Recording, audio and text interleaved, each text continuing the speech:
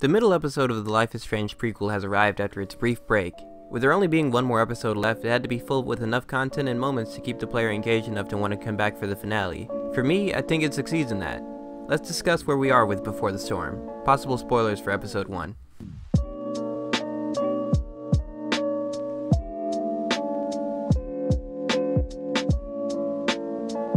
So if you played the first episode, you know that it ended in a very surprising manner with a giant fire and a lot of screaming. This episode starts with Chloe and Rachel in the principal's office for skipping school in the previous episode. Sadly, the choices made here only serve to prove the illusion of choice issue that a lot of people had with the original. While at first glance it looks like your options really will change the course of what's going on, but as the episode continues and you still play the same scenes with different dialogue, the cracks start to show. The story has to hit certain beats, which, in a choice-heavy game like this, can definitely hurt the replay value.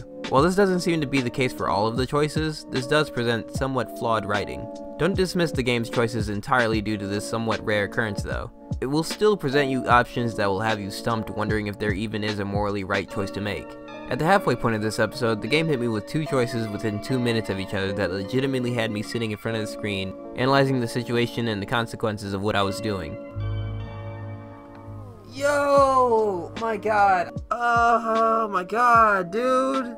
Hopefully the next episode helps the game to escape from the illusion of choice stigma through punishing me for being such a bad person in this one.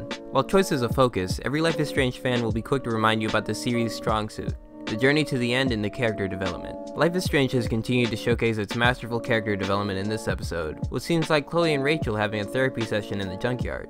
You get more insight on what Chloe is feeling about everything and you learn more about Rachel. Choice is what gets people into games like this, but Deck 9 is doing a fantastic job of making calmer moments worthwhile and filling them with exposition and character development. The character interactions do vary person to person though. For the most part, I enjoyed interacting with most of the characters. They all seem varied in personality, even though some are very clearly high school student archetypes, such as jock characters and nerd characters. Some of the dialogue can come off as very pretentious, like the conversation with Samuel, the janitor. In the original game, fans theorized that he was some sort of fortune teller or prophet. Deck 9 is apparently trying to embrace that by giving him very unnatural and overdone dialogue that just feels very odd and uncomfortable. I was actually annoyed talking to the guy.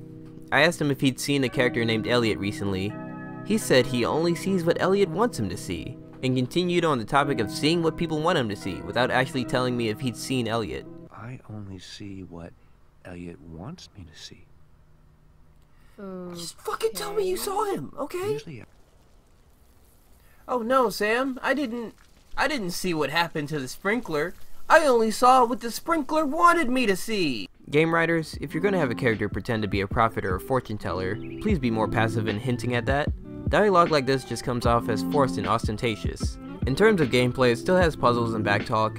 By puzzles, I mean one puzzle. It's not really much of a puzzle, honestly. It's just figuring out a lock code by looking at a bunch of posters and emails in the room you're in. If you can't figure it out, the game auto-solves it for you anyway, making the effort of looking for it basically pointless. Backtalk is back and it's just as fun as it was in the first episode. Outsmarting your opposition still feels really good, and if you're not great at them, there's still the option of not doing them.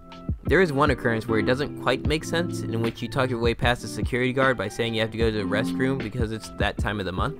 Realistically, he would walk you to the restroom if it was that serious. Instead, he lets you, a former student, go into the boys' dorm by yourself. Maybe next episode the guard gets fired for that or something, because that would be unacceptable. He isn't in the original game, so maybe that's what happens, but we'll see. Deck 9 has set themselves up for what should hopefully be a great payoff with the last episode. Episode 2 was very eventful, and even though fans of the original game know how it ends, the quality of Before the Storm so far has held up to be a worthwhile prologue to hold us over until Life is Strange 2 arrives. When it does arrive, be sure to come back to fanbros.com for the review.